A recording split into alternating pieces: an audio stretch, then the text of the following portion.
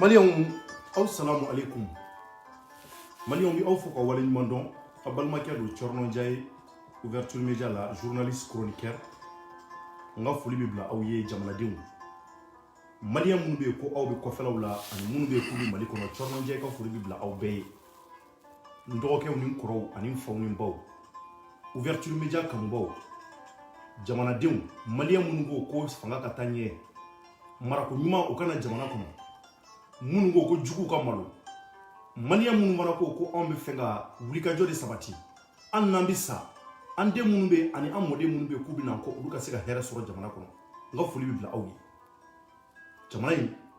no e ba mali bay abi jamali on de dalimbala famiyal ko nyuma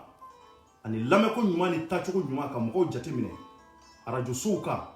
télévision et réseaux sociaux numbe instrument de communication de mun bi ka sababuye ka se ka aw Malion ka aw kuma nyanya munabike akana bella me akana da bella wa ayo aklusi ka ko miri ko nabike alay akli di aw makaka miri kono nana on bi ko ke amba foni dalui ambi ta kenauka amba ko sege a sege le ko fe ka ba Malion am soro kana ka dal le fe ka ni ngada aw krefe aka sega family sorala jamana kanu ko di amblola Malion bi chorno decrypte la ko chorno ka wala awye chorno njebina mu wala awye kuna foni na famo amolu deta anda beta ami do deta ninga no da aw krefe ka kuma oka aw ka family soro aw ka donga fo mali bi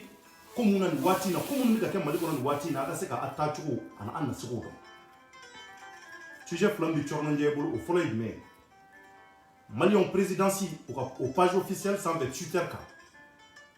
réseaux sociaux ka nyo de fo kuma na instrument de communication do mu ngeme to keme ka to basoro ami kile mu ko wati na Malion Twitter nyemo fana ulu chama mi sur Twitter ka ulu akila taw faka jamana baw américain jamana ni france jamana ni italie jamana ulu jamana nyemo chama mbe ubeka nyemo ka Twitter ou ka page officielle de Twitter sanvela la nubu akila taw faka jamana do akila taw fana faka onga Mali no yé la République du Mali au président il a Barak Yoromna ana Barak mo président na décision de gens na ba di mo do defena si mais bara la munumika au présidentiel communication ka suit de près kuma bi boy ayamara bo président Malion clé damado amola anya e ka fo au page officielle c'est-à-dire que de tara do kono ko nyagami ka pirate Malion nu ba fo nazara kana chukumna mina dula ko wala awye o sorla mu fe ka nyeshi américain jamana ma nu ko président ko Donald Trump ay koro de ke Iran o ko kelende présidentiel de boira ka se ka akla do fo ka mu ye dien ma chama kamana gwa akela sababu ye u ka ambassadeur mu na banga jamana ko Mali no e ba Mali bay o boira ka akla o fo ka mina fenja mo ka décryptage yere ke o ko family so ko ina ko sobe o temene ko fe ka boy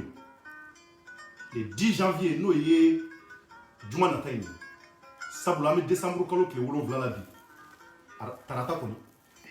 ko juma na tay anga Mali demsen do ko jamana kado lu yere ko sobe ko jamana nga tanya ka ko kado lu yere wo lu yere bu atlata fo wa ko lu fana ti sidifiyo lu ko lu keme ka wulika jore ka o demsenu utama bo dine nyama ni politique mo chama ye ko kana faruka ko sabula le 10 janvier no juma na tay Malion ko lu fe jamana de beka boka fara luka uka la nyine mu ko France ka taka bo anga jamana ko Malion kuna sini ngumana ko inka bi fana mina kuma ka muna sabula nga kuna sini kuma tene ko fe nyaye anyemo mu mbe no lu keme ka wulika jo sabati ala yo kuma chama vo sabula ne ko kuma na woni France tara ngo conséquences bi memina ke anga ko ina nga ko ila je jinyama jolina anga na dusu black ligne sabula on fandang foi tombo nyemo ko kuma na kemi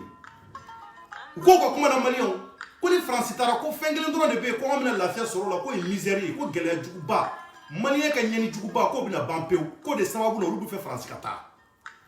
ko sabula nyani fe be on Mali kono juguya fe be on Mali kono ka no be France Malion mina wala li chama fo awya ala kuma mun goranga nyema mun fe lu yere mun dara tereka kata sora su laje bi bara muna mina mun bu bolo lu yere nyembo e kuma mun kuma fo ka Malion ka aw akri jugula alibi ne ka devoir ye ka kunnafoni di aw ma k'aw kumaw foni ko mun bɛ ko faamuyali ma sɔrɔ a la k'a fɔ aw ye sabula an yɛrɛ bɛ taa kɛnɛ caman kan an bɛ fɛn caman ɲini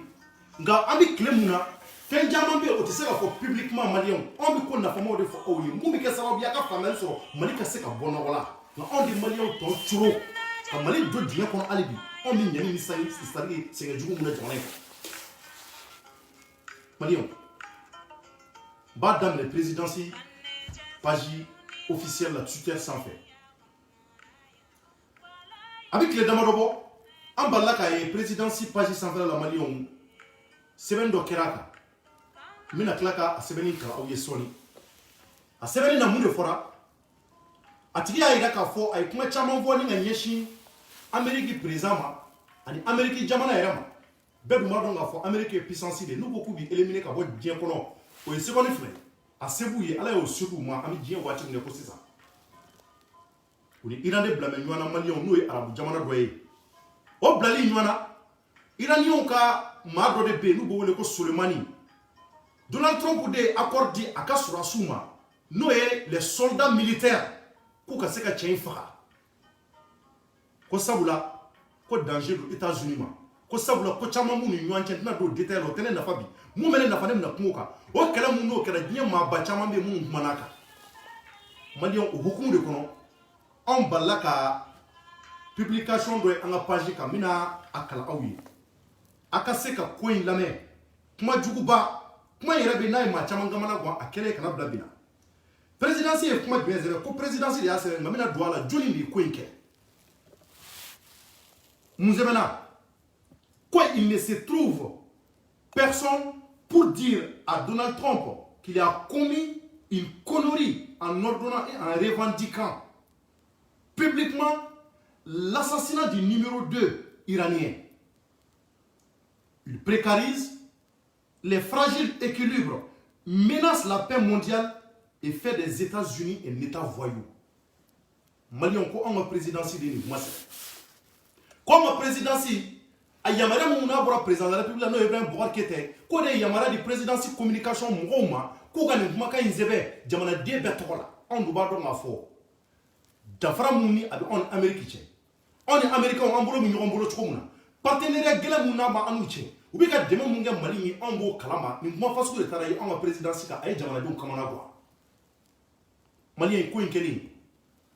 wulikajɔw sabatira a la an balila ka mun an y'a ye an ka page an y'a ye an ka jamana ɲɛmɔgɔw u bɔra ka kumakan sɛbɛn k'a fɔ ko mun ni a kɛlen don ko ni mɔgɔw ɲɛ b'a la présidence page kan ko maa kana da la dɛ ko sabula ko présidence page Twitter sanfɛ maliyɛnw ko dɔ de y'a pirater ko dɔ de donn'a kɔnɔ k'a ɲami mɔgɔw y'a filɛ ŋanaŋanakaw ye mɔgɔw yɛlɛla kuma caman fɔra a kan nka tile damadɔ u ko nin tɛ baasi ye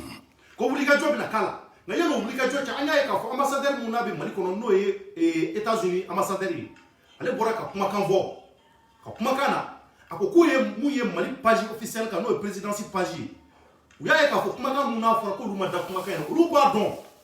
jamana ye jamana nasugu mun ye nin kumakan ka bɔ anw ka jamana kɔnɔ ta k'u b'a ko ɲɛɲini mais u ma da la fɔlɔ nka u b'a ko ɲɛɲini maliyɛnw o ko ɲɛɲini kɔnɔ jamana ɲɛmaa a ye ordre di k'a fɔ Américains kun bɛna fara an kan an ka Interpol mɔgɔw olu kana ka wulikajɔ sabati jɔn de taara don présidence page kɔnɔ ka nin kumakan fasugu fɔ a tigi ka ɲini k'a tigi juger o fɔlen an ma bali foyi la o y'a sɔrɔ ko in kɛra a bɛ tile damadɔ bɔ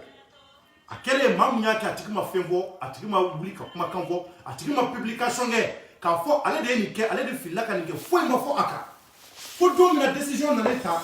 nin dɔgɔkun yɛrɛ kɔnɔ k'a fɔ ko wulikajɔ bɛna kɛ k'a tigi ɲɛɲini ka se k'a tigi minɛ k'a datugu sabula a ye ko mun kɛ a man ka kɛ fiyewu an ma bali foyi la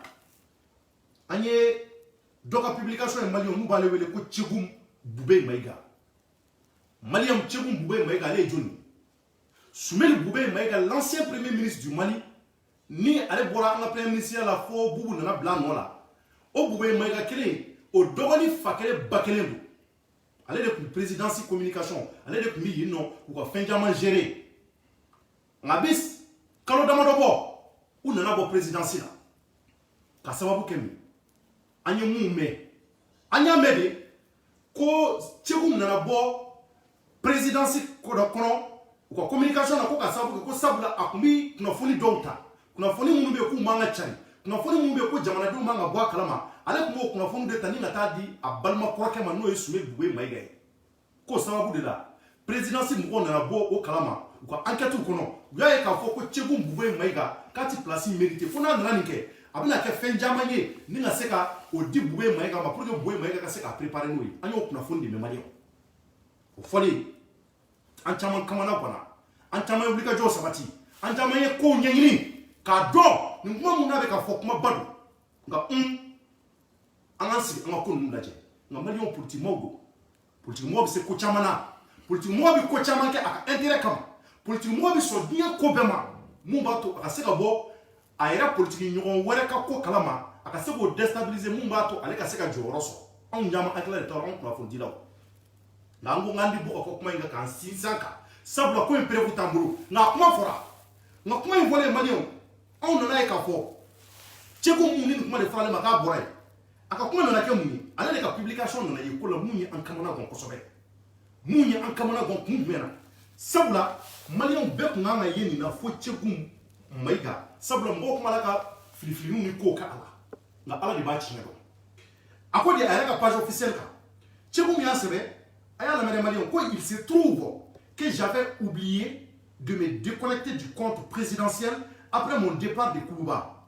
Il n'y a ni pirates, ni hackers, juste une malencontreuse erreur de manipulation. Tellement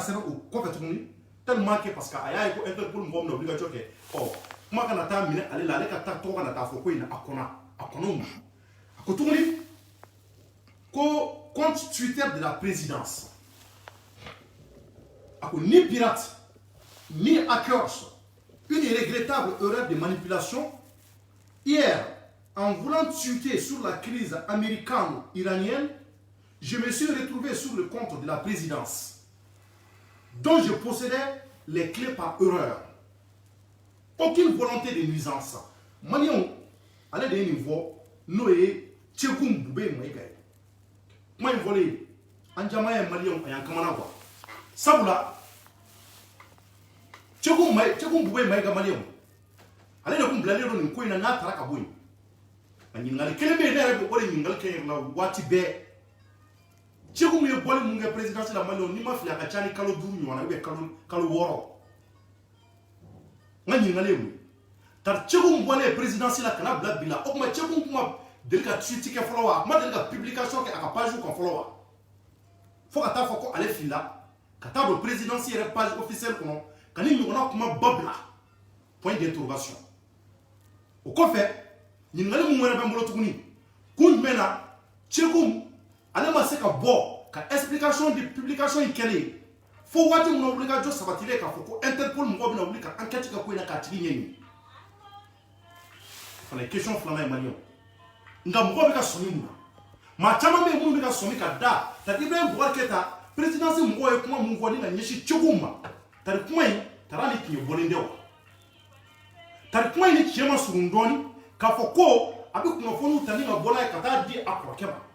awoni akuma me uyere ni nwanda uyere kuma foko o sawu laborai na andala kana bali tukuni e chegum kele ka kla ka o chegum kele de ka publication kala ka ta présidence ka ta ni ngo fasuke ka ni kuma bafo ka nyeshi americain jamana mano e puissance on me sait qu'on est famille chokoti on me sait qu'on est koroke mu on me sait qu'on est ndam ngoro mu mbako afila de wa mu ne ya blamina mais les questions restent toujours posées Malion ça c'est incompréhensible atise ka famille choko na skushila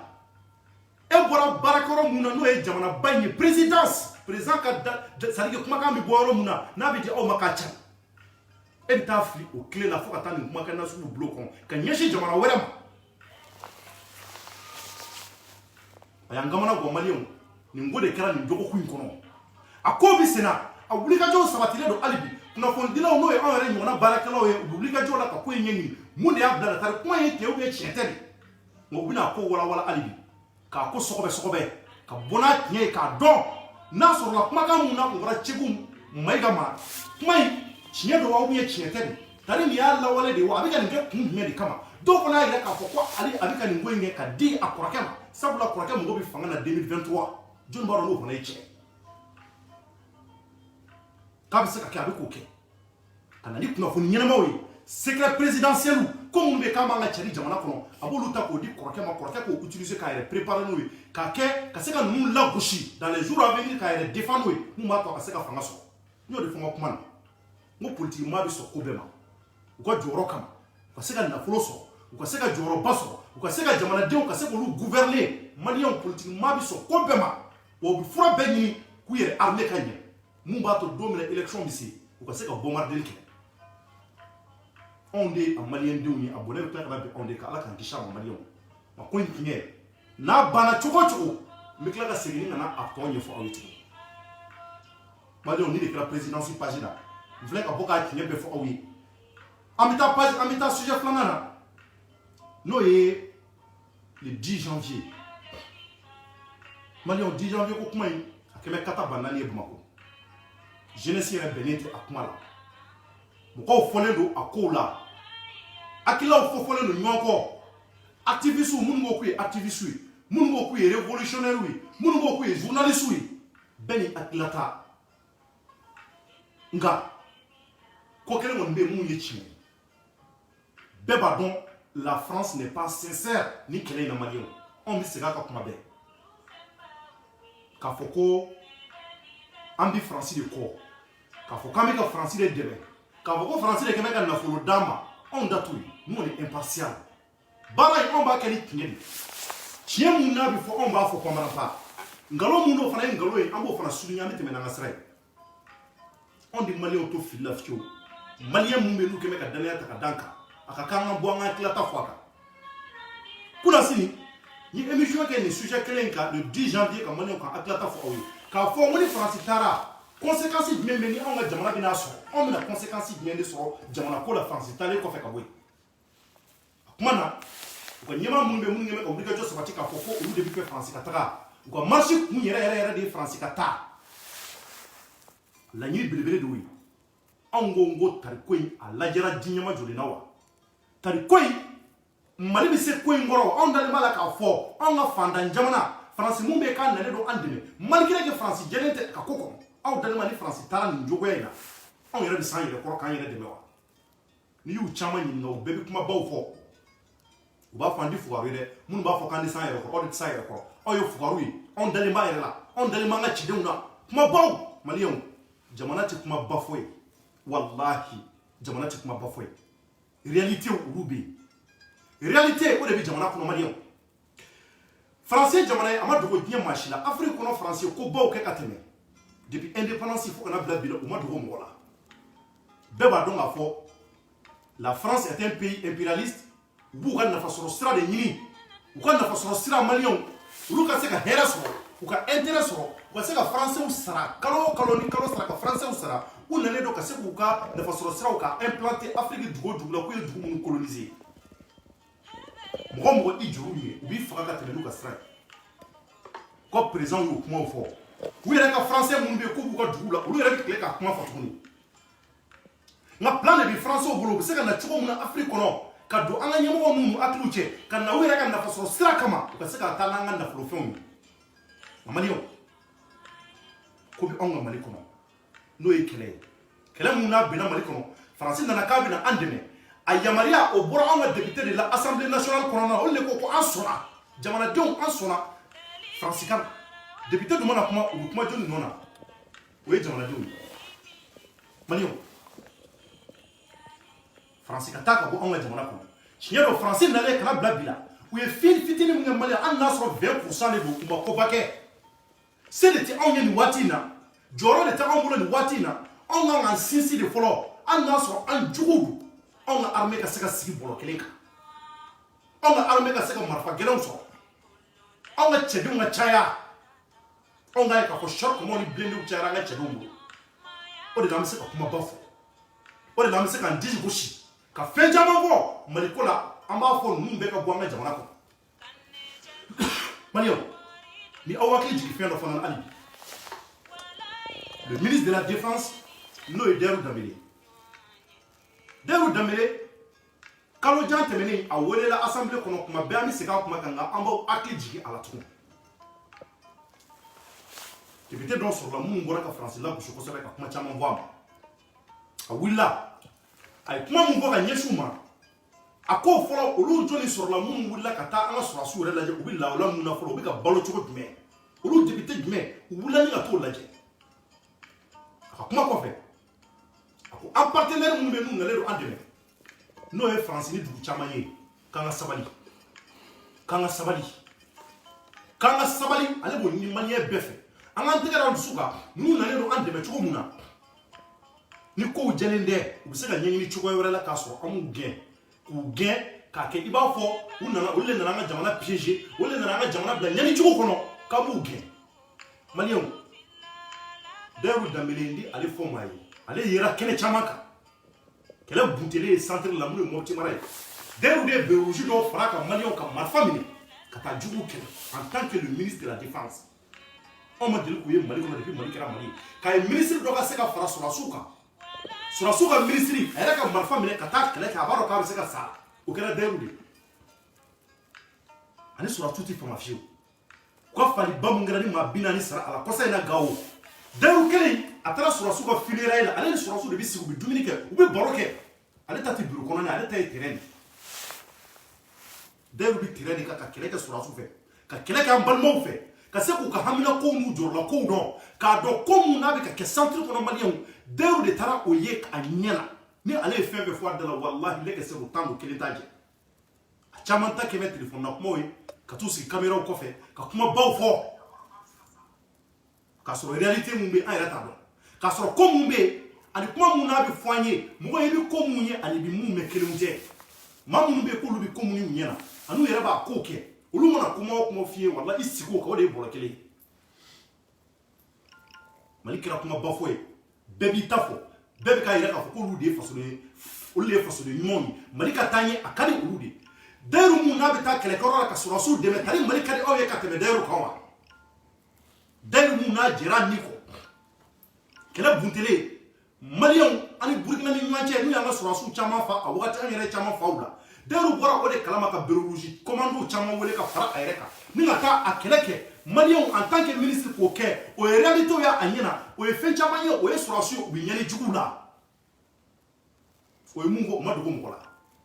an y'a ye kɔsa in na an ka président fana bɔra ale fana kumana IBK fana y'a jira k'a fɔ ko mɔgɔ o mɔgɔ bɛ yen n'i bɛ an ka partenaire ninnu gɛn k'o bɔ an ka jamana kɔnɔ k'olu ye fasoden juguw de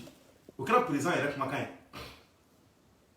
olu ɲɛ bɛ réalité la olu de ye jamana ɲɛmɔgɔ ye olu de ɲɛ bɛ tiɲɛ yɛrɛ yɛrɛ la anw ɲɛ tɛ fosi la anw da ye kumaw ye anw bɛ bɔ fɛn caman kalama hali anw kunnafonidila minnu bɛ yen n'anw bɛ taa kow ɲɛɲini anw t'a bɛɛ ye fitinin de bɛ o bɛ yira anw na mais mun ye ko tiɲɛ yɛrɛ yɛrɛ ye olu ɲɛmɔgɔ caman de bɛ yen minnu bɛ k'u ɲɛ bɛ o la maliyɛnw tiɲɛ don faransi bɛ taa dugu o dugu la a b'a ka nafasɔrɔ sira ɲini faransi taara diɲɛ jamana o jamana a m'o dogo maa si la u bɛ taa u bɛ t'u ka nafasɔrɔ sira ɲini u fana se mun ye u b'o k'i ye n'i ka jamanadenw olu m'u jɔ o jɔ la ka baara kɛ wallahi bilahi ka jamana tɛ bɔ nɔgɔ la nka a tulu k'a essayer k'a bɛ da olu de kunna k'olu kɛ an ka misère yɛrɛ nafa belebeleba ye wallahi o tɛ tile an ɲɛ bɛ jamana mun na français bɛ jamana minnu kɔnɔ an ka Côte d'Ivoire ta ka Côte d'Ivoire les maliyɛnw an ka Sénégal ta ka Sénégal lajɛ Sénégal mun ni anw ni Sénégal yɛrɛ cɛ frontière dɔrɔn de b'an ni Sénégal cɛ aw ka taa Sénégal lajɛ a ye taa Sénégal lajɛ Sénégal bɛ cogo min na français camanba bɛ Sénégal mais malgré tout ça o tɛ ka bali Sénégalais tɛ ka baara kɛ u ka ɲɛmɔgɔw tɛ ka baara kɛ u ka ɲɛmɔgɔ jugu tɛ ka sonyani dabila ka corruption dabila service public la ka Sénégalais joli min u ye caman b'o la k'u ɲɛsin baara ma hali ni jugu b'i fɛ yen bilahi n'i kɛra baarakɛla ye ka baara kɛ e k'i ɲɛ bɔ jugu in na i k'i ka baara kɛ bani don min na i bɛ sigi bɔrɔ kelen kan i bɛ kɛ solide ye i bɛ kɛ cɛ gɛlɛn ye o waati i bɛ se k'i jigi sɛmɛ o waati i bɛ se ka juguw kɛlɛ ka juguw gɛn ka b'i ka jamana kɔnɔ nafasɔrɔ sira min bɛ Côte d'Ivoire ni kuma diyara n'an b'a fɔ hali o tɛ Mali la Côte d'Ivoire ye jamanaba ye français bɛ yen u taara u sugunɛ n'u bo bɛɛ kɛ Côte d'Ivoire kɔnɔ ka to ka nafasɔrɔ siraw ɲini Côte d'Ivoire kɔnɔ u ma dogo mɔgɔ si la mais malgré tout les Ivoiriens ont accepté de travailler u ye baara kɛ u ka jamana bɔ nɔgɔ ni u ye baara kɛ u ka faamaw n'u ka ɲɛmɔgɔw et ils sont patriotes et ils sont visionnaires anw ka jamana kɔnɔ o de ka dɔgɔ maa caman bɛ yen minnu bɛ jamana kuma f'u da kɔnɔ maliyɛnw wallahi billahi jamana kanu a t'u dusukun na anw ka jamana kɔnɔ visionnaire de ka dɔgɔ anw ka jamana kɔnɔ maa minnu bɛ yen k'u bɛ kow sigi sen kan ka kow créer an ye ko kelen ka ko sigi ka entreprise sigi sen kan ko jamana ka bɔ nɔgɔ la a laban u yɛrɛ a bɛɛ dun sabula ils ne sont pas patriotes quoi sira foyi tɛ jamana ka ɲɛta Faransi nana ko k'u bɛna dɛmɛ Faransi nana k'u bɛna fɛn caman k'a kan Faransi nana k'a fɔ k'u bɛ nin fɛn caman kɛ u nana k'a fɔ k'u b'an dɛmɛ maliyɛnw tiɲɛ don u bɛ se ka sɛgɛn dɔ imposer an kan Faransi kojugu caman k'an ka jamana kɔnɔ nk'an ɲinɛ k'a fɔ an ka politiki mɔgɔ caman de bɛ yen des politiciens maliyɛnw minnu caman bɛ yen k'u b'a la ka an ka nafolo dun u bɛ ka sonyɛli kɛ jamana kɔnɔ u bɛ k'an joliw min kɔsa in na an bɔra ka ye o tile mɔgɔw bɔra ka olu bɔra ka u ka kuma min fɔ kɔsa in na an bɛɛ bɔra ka ye fonctionnaire minnu bɛ yen k'u ye wari caman sɔrɔ an y'u ye an bɔra k'o caman ye u ye milliards plus de 4 milliards k'o dun a kuma o kuma na ko le 10 janvier ko bɛɛ ka bɔ nka politiki mɔgɔ o mɔgɔ n'i y'u sigi k'u lajɛ n'i ye politiki mɔgɔ sigi k'a lajɛ i bɛna ye k'a fɔ o politiki mɔgɔw u ka kumakanw na maliyɛnw u si da tɛ maga la k'a fɔ ko Faransi ka taa ka bɔ Mali kɔnɔ n y'o fana de jateminɛ n bɛ aw kɛ seerew la aw ka t'o ɲɛɲini bani aw ka t'u ka kumakanw na kɔsa in na Umaru Mariko ale bɛ jama na ale fana k'ale bɛ jama na ale bɛ fara denmisɛnninw kan nka an bɔra ka Umaru Mariko ka kuma lamɛn kɔsa in na a ka kuma la k'a ta a daminɛ fo ka se a laban ma Umaru Mariko da ma se a ma k'a fɔ ko Faransi ka taa ka bɔ Mali kɔnɔ a ka kumakan kɛra min ye olu bɛ fɛ Faransi ka a jɛya kɛlɛ in kɔnɔna na u k'u jɛya an ka partenariat kɔnɔ mun b'a to an ka se ka danaya ta ka da u kan o de kɛra Umaru Mariko ka kuma ye maliyɛnw o kɔfɛ Ya Samake n'o ye PACP ɲɛmaa ye kɔsa in na an bɔra k'a ka publication ye qu'est-ce que Ɲankɔrɔ Ya Samake a di a ko tiɲɛ don ale ka jamanadenw ka taa fara ninnu kan nka a da ma maga la k'a fɔ k'ale b'u soutenir ko parce que Faransi ka taga u k'a fɔ ban u ka déclaration ba kɛ anw sɔnna an yɛrɛ bɛ fɛ Faransi ka taa ka bɔ Mali kɔnɔ u t'o de fɔ u bɛɛ ka kuma de bɛ kɛ an bɛ fɛ Faransi k'a jɛya u nalen kana bila bi la parce que u b'a dɔn Faransi taalen a tɛ arranger de maliyɛnw a tɛ jamanadenw arranger de waati la a y'u politiki mɔgɔw kelen kelen ɲininka u ka kuma kelen fɔ an ye Faransi ka taa ou bien a ka to yan jumɛn de ka di aw ye u k'a fɔ kɔsa in na marche ba mun kɛra opposition fɛ n'u y'a lajɛ k'a fɔ k'u bɛna marche kɛ ka se ka soutien kɛ nos forces armées maliennes marche bannen maliyɛnw n gɛrɛla politiki mɔgɔw la ni ka se k'o ɲininka ka interview ko kun na di mɔgɔ tɔgɔ fɔ parce que ne y'a jateminɛ k'a fɔ u fɛn fɛn ka discours la u bɛɛ ka kuma bɛ kɛ fɛn kelen de u b'a fɔ de ko anw bɛ fɛ IBK de ka démissionner IBK ka bɔ président la a dɛsɛra sɔrɔdasiw bɛ ka san nin bɛ ka kɛ nin bɛ ka kɛ nka i t'u si dasitɔ ye Faransi ma ka Faransi dénoncer k'a fɔ komi jeunesse ko Faransi ka taa ka bɔ Mali kɔnɔ an yɛrɛ bɛ fɛ Faransi ka taga u si da tɛ s'a ma curiosité de la n gɛrɛla o politiki mɔgɔ kelen na maliyɛnw ka se k'o interviewer n ko a ma n ko ne fa aw nana ka jama labɔ nin don in k'aw bɛ fɛ ka na soutien kɛ forces armées maliennes ye mais anw bɛ ye k'a fɔ jamakulu la mɔgɔw ka laɲini de ye k'a fɔ ko Faransi ka bɔ an ka jamana kɔnɔ komi e mun ye politiki ɲɛmaaba dɔ ye e hakili ye mun a ko ne ma ko n terikɛ ko bɛɛ n'i nakun don kɛnɛ in kɔnɔ yan a y'a lamɛn dɛ a ko bɛɛ n'i nakun don kɛnɛ in kɔnɔ ne wulila ni ka na marche in na sabula an ka marche in a nafa n'a vision tun ye fɛn kelen pewu de ka se ka soutien se an ka forces armées maliennes ma ka kuma IBK fɛ n'a dɛsɛra a ka démissionner a ka bɔ yen mɔgɔ wɛrɛ ka na mun bɛ kɛ sababu ye an ka forces armées maliennes u ka se ka sigi bɔrɔ kelen kan sata ka se ka dɔgɔya ne ko n ko kuma n ko jamakulu minnu bɛ k'a fɔ ko Faransi ka taga don n ko tɛ hakilata ye a ko ne tɛna n ka dumuni ta ale da kɔnɔ yan dɛ k'ale ye mun fɔ ale tɛ tɛmɛ o kan ale ka laɲini ye mun ye ale y'o fɔ mais ko Faransi ka taga ka bɔ jamana kɔnɔ ale ma na o kama nka k'a fɔ ko ale hakilata fana to ye ale fana tɛ se k'o fɔ mɔgɔ ye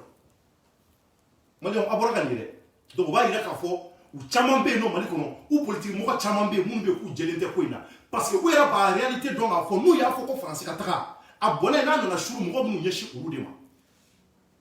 donc a maa minnu wililen don k'olu ye révolutionnaire ye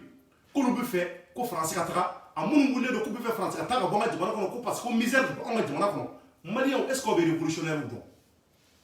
est ce que vous connaissez des révolutionnaires maa minnu bɛ yen ko u bɛ révolution kɛ kɛnɛkan jalaki yɛrɛ kan k'a yira k'a fɔ ko an ta ye fasoko ye an bɛ wuli ka jɔ kɛ nka an ka tɛmɛ o yɔrɔ kan Faransi bɔ an ka jamana kɔnɔ Faransi ka taa ka bɔ an ka jamana kɔnɔ Faransi ka to an ka jamana kɔnɔ an bɛɛ k'an sigi an k'a lajɛ maliyɛnw ta ni Faransi bɔra Mali kɔnɔ ka taa Faransi y'a décidé ok maliyɛnw à partir du 12 janvier u kumana u ye déclaration k'a fɔ d'accord komi jamanadenw wulila le 10 ko anw ka taga anw bɛ taa an bɛ taa ka bɔ Mali kɔnɔ an bɛ bɔ Mali kɔnɔ an b'an ka kasaw bɛɛ cɛ an bɛ taa maliyɛnw maintenant qu'est-ce qu'on va faire an bɛna mun de kɛ an bɛna mun de kɛ an ka wulikajɔ bɛna kɛ mun de u ka kuma bɛna kɛ fɛn kelen pewu de bɛna fɔ ok comme faransi taara sisan an b'an ɲɛsin an ka ɲɛmɔgɔ ma a ye armée dilan ka ɲɛ a ye minɛn d'u ma a ye nin wulikajɔ in kɛ a ye fini ɲɛnamaw san ka d'u ma a ye chariw san ka d'u ma a ye avion ɲɛnamaw san ka na di an ka sɔrɔdasiw ma u ka kɛlɛ kɛ ne hakili la maliyɛn o de kan ka kɛ yanni nin dénonciation fasugu ka ko faransi ka taa o kuma de kan ka fɔ fɔlɔ o de kan ka fɔ fɔlɔ yanni k'a fɔ ko maa minnu bɛ yen k'u nana i dɛmɛ k'i b'olu gɛn o de la ne ko bɛ ka kuma fɔ n k'an ka réfléchir tiɲɛ don faransi nalen don an dɛmɛ hali n'a sɔrɔ u ka dɛmɛ ma se 50% na hali n'a sɔrɔ u ka dɛmɛ ye 30% dɔrɔn de ye u ka dɛmɛ na an bɛ se k'an sinsin u la ka an fɛla kuma f'u ye mun b'a to hali bi danaya bɛ se ka sabati an n'u ni ɲɔgɔn cɛ n'an sinsira waati min na k'an sigira bɔrɔ kelen kan an jɔrɔla ko na an bɛna ko ye mun ye u bɛɛ sera ka fɛn kelen sɔrɔ maliyɛnw o de la anw bɛ se ka wuli n'an bɛ dusubayakɛlaw kɛ ka mɔgɔw kɛ an ka ɲɛmaa minnu bɛ yen minnu bɛ k'a fɔ k'an kana partenaires kɛ olu ye fɛn caman ye kɛlɛ in kɔnɔ olu ye réalités caman ye kɛlɛkɛyɔrɔ la u b'a dɔn n'a buntera ni faransi taara n'a nana tiɲɛ an bɛna ɲɛsin olu de ma olu kumana an ye dɛ u ye kuma gɛlɛnw fɔ an ye u tilala ka segin a kan k'a fɔ ko an kana to an ka partenaires ka taa ka bɔ an fɛ an ka sabali an ka hakili bila dusu ye parce que u b'a dɔn n'a nana tiɲɛ bi mɔgɔ kana ɲɛsin olu ma u b'a dɔn n'a nana tiɲɛ bi mɔgɔ si kana taa gulon olu la u caman ka kuma fana ye mun ye minnu b'a fɔ k'an ka bɔ ko faransi gɛn ko sabula ko anw ka sɛgɛn jugumanba ko faransi don ko anw minnu b'a fɔ ko faransi kana taa ko an bɛ ka siran de k'an dalen t'an yɛrɛ la ko anw minnu k'an bɛ nin kuma fasugu fɔ ko faransi de ye anw san ko anw minnu k'an bɛ nin kuma fasugu fɔ k'an bɛ fɛ de ko faransi ka to yan ko faransi ko anw ye maliyɛndenw jugu ye maliyɛn o de y'a to an ka dusu bila an kana dusu bila hakili ɲɛ mɔgɔ mɔgɔ bɛ yen k'u bɛ nin kuma fasugu fɔ mɔgɔ mɔgɔ bɛ yen k'u bɛ nin koba kuma ninnu fɔ a y'u ɲininka e kɛn bɛ ka mun de sigi sen kan i kɛn bɛ ka mun de prévoir avenir la ni faransi taara ka bɔ an ka jamana kɔnɔ anw bɛ se k'an yɛrɛ ta tiɲɛ don an bɛ se ka fɛn caman k'an yɛrɛ tiɲɛ don bilahi maliyɛnw ni faransi taara walahi n bɛ kuma kelen fɔ aw ye ni terroristes ma bɔ nord la ka na bamakɔ a k'a fɔ ma ko tu u bɛ bɔ fo nord la u bɛ bɔ fo mɔti ka na fo bamakɔ yan nɔ ka taa bamakɔ an kɔrɔ yan nɔ caman b'i yɛrɛ ɲini u caman minnu b'a fɔ ko faransi ka taa ko parce que nin ko fasugu ka kɛ olu de bɛ kɛ maa fɔlɔ ye minnu b'u yɛrɛ ɲini ka bɔ jamana kɔnɔ a fɔra ko sɔrɔdasi ta ka kɛ n bɔra k'a fɔ n ma o don émission na ko mɔgɔ bɛ cɛ gɛlɛnw na jeunes na minnu ka taa don sɔrɔdasiya la o waati o kuma fɔra maa si ma ye au moins ne kɔni ne ye fɛn kelen choisi moi j'ai choisi d'être un journaliste ka se ka information ɲumanw ɲini ka na di aw ma mais ne tɛ se ka na kuma fɔ mɔgɔw ye mun bɛna nin futinɛ ye ka na nin farali ye jamana kɔnɔ an bɛɛ ye faransi dénoncer a ka ca ni fɛn caman ye nka ko o ko bɛ yen k'a bɛna ni magosa ye an ma an tɛ se ka don o la ka na ni tiɲɛni ye jamana kɔnɔ o tɛ mɔgɔ arranger maliyɛnw wa o ko bɛ kɛ ni hakili de anw y'a ye k'a fɔ révolutionnaire ba fɛn fɛn bɛ yen nɔ k'olu ye kobaw kɛ u ka jamana ye a kɛra Che Guevara ye a kɛra Thomas Sankara ye maliyɛnw ko ni maa ninnu u tɔgɔ bɔra k'a sɔrɔ réseaux sociaux ko kuma tɛ yen télé ko kuma tɛ yen radio ko kuma tɛ yen u ka baara kɛlɛ de y'u tɔgɔ di u ma olu ye baara de kɛ dogo la ka baara kɛ ka ban diɲɛ ja duman bɛɛ ma ka taa baara kɛ jamanadenw ye olu ye révolutionnaire joli joli Che Guevara kɛlɛ kelen filɛ Che Guevara ye san 8 de kɛ a bɛ kungo kɔnɔ a b'a la ka wuli ka jɔ kɛ ka se ka fantanw ka hakɛ ɲini san 8 a b'a la ka Fidel Castro ni ka se k'ale kɛlɛ maliyɛnw o ko mun ni a kɛra Che Guevara ye o kɛ san 8 kungo kɔnɔna na a n'a ka giriya maliyɛnw ka se ka nin wuli ka jɔ sabati o ko nana laban tɔgɔ diya ni mandiya de la Che Guevara ka fɔ bi o tɛmɛnen kɔfɛ ka bɔ yen Thomas Sankara kelen kelen mun ni Thomas Sankara tɔgɔ bɛ fɔ bi n ko Thomas Sankara a toujours été au front maliyɛnw Thomas Sankara taara front na tout le temps ka se ka armée burkinabé ka se ka burkinabé ka se ka hɛrɛ sɔrɔ cogo min na o ko ninnu sɔrɔla mun fɛ cɛsiri ani faso kanu nka a ko o ko n'a bɛ kɛ a bɛɛ bɛ kɛ ni dusumandiya de a bɛɛ bɛ kɛ ni hakilisigi de a bɛɛ bɛ kɛ ni dusumandiya de maliyɛnw k'a yira k'a fɔ i bɛ jamana fɛn kan i ka wuli ka jɔ la e tɛ se k'i ɲɛsin fɛn diyanw ma e bɛ wuli ka jɔ de kɛ mun b'a to hɛrɛ bɛ se ka na jamana kɔnɔ k'a sɔrɔ tiɲɛni ma se ka na jamana kɔnɔna na maliyɛnw faransi mana taa ka bɔ anw fɛ bi ni caman ka laɲini ye o ye ni caman ka wuli ka jɔ o ye k'a fɔ ko de bɛ na ni hɛrɛ an ka jamana kɔnɔ an k'an sigi an k'o lajɛ anw kan ka ɲɛsin ko belebele mun ma fɔlɔ n bɛ tile ka o de fɔ n ka émission na o ye maa minnu bɛ yen k'u bɛ k'an ka nafolow dun maa minnu bɛ yen k'u bɛ ka fonctionnaires ka jamanadenw ka nafolo dun fonctionnaire minnu bɛ yen k'u bɛ k'u dabari an joli la u bɛ k'an joli min i b'a sɔrɔ maa kelen bɛ yen ka cɛ so caman b'o bolo miliyari caman b'a bolo a ka compte la k'a sɔrɔ a n'o ma kan o de ye an kɛlɛkun ye maliyɛnw an ka misère ye olu de ye olu de y'an ka misère ye olu de y'an jugu ye wa an kan ka wuli ka jɔ kɛ ka olu de kɛlɛ maliyɛnw a yira la k'a fɔ an ka wuli ka jɔ an tɛ saliya o la jamana kɔnɔ k'a yira la tuguni k'a fɔ jamana kɔnɔ an bɛ wuli ka jɔ fɛn fɛn kɛ o aw ka lafiya de. n da sera Che Guevara mun ma. Che Guevara ye kɛlɛ mun kɛ ani Fidel Castro de tun ɲɔgɔn fɛ n ka kuma na n da filila o la. ale ni Fidel Castro de ye nin kɛlɛba kɛ ka se k'a lajɛ ka gouvernement mun n'a kun sigilen don sen kan ni ka se ka o kɛlɛ. u y'o kɛlɛ de kɛ san 8 kɔnɔ san 8 maliyɛnw ka se ka hɛrɛ na u ka jamana kɔnɔna na. olu jɛra diɲɛ kojugu na sugu bɛɛ kɔ. u tun bɛ sunɔgɔ kungo de kɔnɔ san b'u ci maliyɛnw tile b'u frappé maliyɛnw u ye san 8 kɛ o ɲɛni jugu la walahi mun b'a to hɛrɛ ka se ka na. anw ka maa minnu ko jamana kanu bɛ olu la u caman dalen don Bamako hɛrɛ dumanw na u caman dalen don ka dumuni dumanw dun ka sɛ dumanw dun ka hamburger dumanw dun ka kumakan dumanbaw fɔ ka t'u sigi barodaw la ka te wuli ka te min k'u ja ka yɛlɛ k'a sɔrɔ a dɔgɔkɛw n'a balimaw bɛ ka sa nɔrɔ la yen de an ta yɔrɔ ye yen de a ta yɔrɔ ye ni ka se ka taa fasodenw k'a yira u la k'a fɔ a hakili bɛ fasodenw na dimi mun n'a bɛ ka kɛ a bɛ fɛn caman kalama a la. an b'an ka sariya o de la an kana laɲini an bɛ jamanadenw tɔrɔ ka mɔgɔw bila fili kɔnɔ. Mali ka taa ɲɛ a ka d'an bɛɛ ye wa an bɛɛ b'a dɔn k'a fɔ anw jugu ye maa minnu ye u donnen don jamana kɔnɔ hali an ɲɛmɔgɔ minnu bɛ yen olu fana b'a dɔn maa minnu y'an jugu ye nka jugu nasugu dɔw bɛ yen n'i ma ɲɛ k'i b'olu kɛlɛ a laban i yɛrɛ bɛ taa curo dingɛ kɔnɔ i ma pɛrɛn ni minnu ye parce que se t'an ye fɛn t'anw bolo. anw ɲɛ b'a la jamana in bɛ ka taa ɲɛ segu min na sisan maa kura minnu bɛ yen k'olu nana bila fanga la n'o ye gouvernement kura ye mɔgɔ caman bɛ gouvernement kɔnɔ minnu bɛ ka baaraw kɛ nin waati in na k'u cɛsiri ka fɛn caman bɔ maliyɛnw kan dekun min bɛ yen k'a bɛ jamanadenw kɔnɔ o dekun caman bɛ ka ban pewu Mali kɔnɔ dɔɔni dɔɔni n'o ye justice siraw ye n'o ye jeunesse siraw ye n'o ye fɛn caman ye même k'a lajɛ ka ni jamana yɔrɔw tɛgɛ di ɲɔgɔn ma mɔgɔ caman bɛ gouvernement kɔnɔ minnu bɛ k'o baaraw sabati n'a nana lajɛ k'an juguw caya force bɛ maa mun na puissance bɛ maa mun na k'an juguw caya k'a sɔrɔ anw yɛrɛ tɛ se senkelen taama na ka ɲɛ fɔlɔ caman wuli o wuli k'an bɛ se an yɛrɛ kɔrɔ u caman wuli o wuli k'an bɛ se ka ko k'an yɛrɛ k'a sɔrɔ an mago ma jɔ ninnu na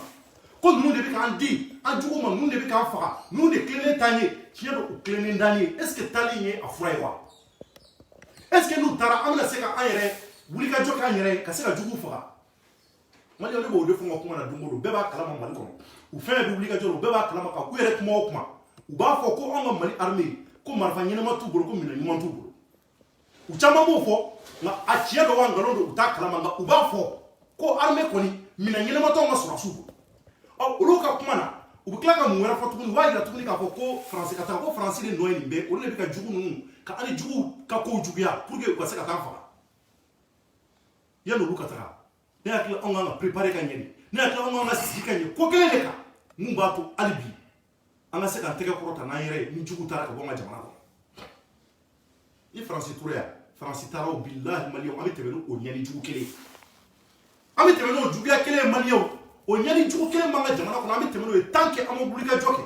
condition mun n'a bɛ jamana kɔnɔ an ka ministère la condition mun n'a bɛ jamana kɔnɔ an ka entreprise la an ka se ka wuli ka jɔ kɛ k'o kɛlɛ kɛ o de y'an ka combat fɔlɔfɔlɔ ye maa minnu nana k'u bɛna Mali bɔ dingɛ kɔnɔ olu bɛ k'o baara ɲuman sabati k'o sira ɲuman yira anw na anw bɛ ka ɲinɛ lutte yɛrɛ nafama yɔrɔ kɔ anw bɛ ka yira ko yɛrɛ nafama yɔrɔ yɛrɛ kɔ ko mun bɛ se ka na ni hɛrɛ ye ko mun bɛ se ka na ni yiriwale ye jamana kɔnɔ ko mun bɛ se ka kɛ sababu ye wari bɛ circuler jamana kɔnɔ bɛɛ b'i ja an bɛ fɛn caman kɛ an bɛ wariw sɔrɔ an bɛ wari ɲini ka di an ka sɔrɔsiw ma k'an ka sɔrɔsiw armée ka ɲɛ kosɛbɛ bɛɛ bɛ ka ɲinɛ o kɔ ka t'u da bali fɛn kelen na k'a kɛ i b'a fɔ o de ye an ka kɛlɛ a n'an ka ɲani o principal ye anw tɛ se ka continuer nin cogoya la maliyɛnw ni ka se k'aw bila fili kɔnɔ an bɛ ko o ko kɛ jamana ko la an k'a kɛ ni hakili ye an kana kɛ ni dusu ye an bɛ ko o ko kɛ jamana ko la an kana kɛ ni tɔgɔ ɲini an k'a kɛ ni hakili ye maliyɛnw an bɛ ko o ko kɛ jamana ko la an kana kɛ parce que ko kuma ka d'an ye an bɛ se kumakan dumanw na an bɛ se ka fɛn caman fɔ walahi an k'a kɛ ni hakili ye maliyɛnw jamana o jamana bɛ yen n y'a fɔ n ka o don o kuma fana na n'u bɛna ka n'an dɛmɛ Mali kɔnɔ u si tɛ na k'u bɛna kɛ Ala kama u bɛɛ bɛ n'u ka intérêt de kama u ka intérêt hein il ne faut pas que an ka ɲinɛ o de kɔ maliyɛnw il ne faut pas que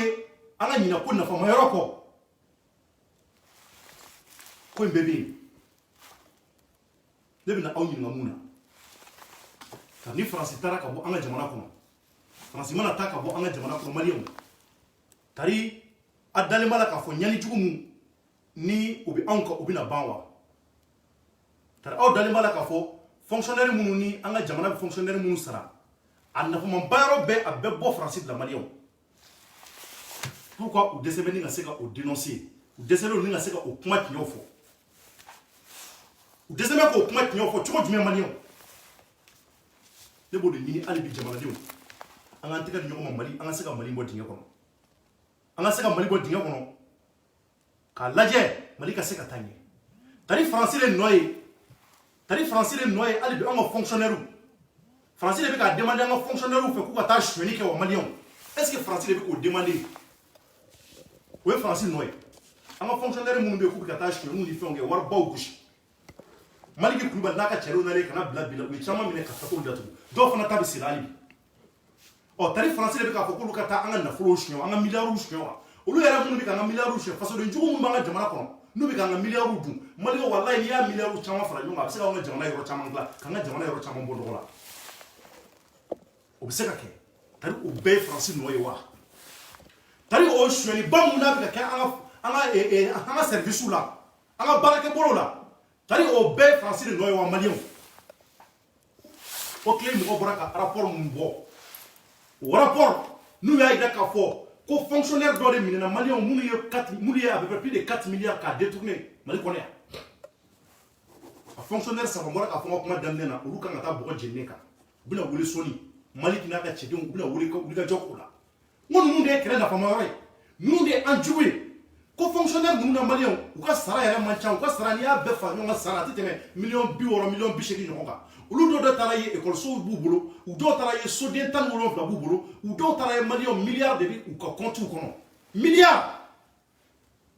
anw jugu de ye ninnu ye ninnu de bɛ ka anw bila sɛgɛn na ninnu de bɛ ka anw bila ɲani na ninnu de bɛ ka anw fantanya maliyɛnw an bɛ ka ɲinɛ o de kɔ ko jugumanba de bɛ anw ka jamana kɔnɔ aw ta ye don o don an yɛrɛ cɔrɔ ka plateau kan an bɛ mɔgɔ dɔw wele ka na dimi bɛ ka kɛ maa minnu kan bingani bɛ ka kɛ maa minnu ka faso kɔnɔ tout simplement pour que an ka se ka ɲinɛ lutte kɔ an ka sira ye mun ye an kana se ka ɲinɛ o kɔ an ka sira ye fɛn kelen pewu de fɛn kelen pewu o ye ka se ka injustice kɛlɛ ka bɔ jamana kɔnɔ pewu ka se ka na ni bonne justice ye jamana kɔnɔ ka se ka suɲɛni dabila jamana kɔnɔ ɲɛmɔgɔw ka se k'u kɔfilɛ fantanw na ɲɛmɔgɔw ka se k'u kɔfilɛ ko mun kɛra Mali kɔnɔ a bɛ san damadɔ bɔ depuis démocratie nana fo ka na bila bi la o kow caman ka se ka bɔ a la n'an sera ka nin wariw caman récupérer ka se ka nin maa zone ninnu caman minɛ k'u caman datugu kaso la an ka wariw mana sɔrɔ a bɛ se ka goudron caman dilan ye a bɛ se ka ekɔliso caman jɔ Mali kɔnɔ a bɛ se ka dɔgɔtɔrɔso caman jɔ anw ka kɛlɛ nafama de ye nin an bannen don o tiɲɛ de ma ka taa an dabali ko faransi mana taa hali ka bɔ Mali kɔnɔ a bɛna fɛn tiɲɛ u ka nafa yɔrɔ sira camanba bɛ Afiriki kɔnɔ yan an bɛ se k'u kɛlɛ fɛn wɛrɛ la an bɛ se k'u fɛlɛ fɛn wɛrɛ la maa minnu bɛ yen k'u bɛna nin tagama in yɛrɛ boloda nin jumadon in na maliyɛnw olu ka laɲini ye ko faransi de ka taa nka politikimɔgɔw yɛrɛ o t'olu ka laɲini politikimɔgɔw yɛrɛ hakilila ti o ye hakililaw ti kelen ye sabula politikimɔgɔw ɲɛ bɛ mun na maa minnu bɛna tagama in boloda olu ɲɛ tɛ o la n bɛn'o de fɔ n ko ko in tilalen de don nka maa kalannenw ni intellectuels b'a dɔn ninnu bɛ ka nin taama mun kɛ bilahi n'a conséquence ko k'a bɛ bin Mali kɔnɔ u caman b'u yɛrɛ ɲini u caman tɛ se ka an bɔ a dingɛ kɔnɔ walayi maliyɛnw san 10 san kɔnɔ n y'o de fɔ n ka kuma na o don ko nanzara bɛ se ko caman na nanzara bɛ se k'a fɔ n taara ka bɔ aw ka jamana kɔnɔ nka i b'a sɔrɔ u ku b'an ka jamana kɔnɔ yan o kunkolo n'u kanw bɛ taa nka i b'a sɔrɔ u ku b'an ka jamana kɔnɔ u bɛ se ko caman na anw bɛ se k'u kɛlɛ k'a sɔrɔ force de b'an na o force bɛ sɔrɔ ni baara de o force bɛ sɔrɔ ka zone ninnu minɛ k'u datugu kaso la o force bɛ sɔrɔ de an ka wuli ka jɔ kɛ ko ko bɛ k'a bɛ senna ni ka se k'o dabila ka fu sigi o dan na maliyɛnw n kɔni bɛ dɔ wɛrɛ fɔ tiɲɛ don an ka wuli ka jɔ ani anw ka faransi dénoncer anw de saliya o la anw bɛ faransi dénoncer hali sini ni faransi kolonkolon min kɛ an b'a fɔ nka a fura bɛ sɔrɔ cogo min na a solution tɔ cogo min na mun b'a to an ka se ka bɔ crise in kɔnɔ an ka se ka an yɛrɛ ka laɲiniw an ka se k'o caman sɔrɔ anw bɛ bɔ k'o hakililata fɔ aw ye maliyɛnw nka an di ko dɔ natɔla ye k'an ɲɛci a kunna fo ka diɲɛ wuli laɲini ye fɛn kelen pewu de ka wuli ka jɔ kɛ ka se ka bonne gouvernance k'o imposer jamana kɔnɔ an b'o kɛ walahi maliyɛnw fo waati mun na an kana ɲinɛ o de y'an ka lutte nafama yɔrɔ ye ka aw fo k'aw waleɲuman dɔn k'a fɔ aw ye jamana kɔnɔ an k'an tɛgɛ di ɲɔgɔn ma hali bi an kana to maa si ka se ka aw manipuler ka taa don ko la ko mun bɛ yen ko aw hakililataw tɛ a kana to maa si ka aw manipuler ka taa ni fɛnw ye k'a sɔrɔ aw m'aw sigi ka aw miiri aw yɛrɛ k'aw sigi k'aw miiri tari ni ne taara nin ko in na a nafa jumɛn bɛ ne kan anw ɲɛ bɛ ka mun de sigi sen kan pour que ni ninnu taara o ko ka se ka lawaleya maa minnu kan ka o fɔ n'o ye ɲɛmɔgɔ ye an ka président n'an ka ɲɛmɔgɔ olu yɛrɛ ye kuma mun fɔ an y'a mɛn an kana ɲinɛ o kɔ dɛ maliyɛnw u ko k'an n'an ka partenaires taara ko caman bɛ yan b'o tiɲɛ kalama ko maa minnu b'a fɔ ko ninnu ka taa ka bɔ an ka jamana kɔnɔ hali n'a sɔrɔla k'an jugu don ko minnu b'a fɔ ko k'u ka taga walayi k'olu de an jugu fɔlɔ ye parce que Mali bɛ cogo min na olu t'a dɔn réalité min an ka sɔrɔdasiw kɔrɔ olu t'a dɔn ko mun bɛ ka passer nin waati in na sɔrɔdasiw ka côté la olu t'a dɔn olu ta kɔni kuma ba ka téléphone ta dɔrɔn ka crédit k'u kunna k'u sigi ka kuma baw fɔ ka taa caméra ta k'u sigi ka kuma baw fɔ ka jama futinɛ k'a fɔ ko bɛɛ ka bɔ ko Mali trop c'est trop nin ko ninnu an bɛ se ka wulikajɔ ka kɛlɛ kɛ fɛn na mun tɛ nin n ka foli bɛ bila aw ye jamanadenw k'a fɔ aw ye kunnafoni minnu n'a bɛ jamana kɔnɔ an tɛna sariya a la ni ka se k'aw kunnafoni k'an hakilata fɔ a la anw bɛ dugawu de kɛ jamana in ala ka Mali ta ɲɛ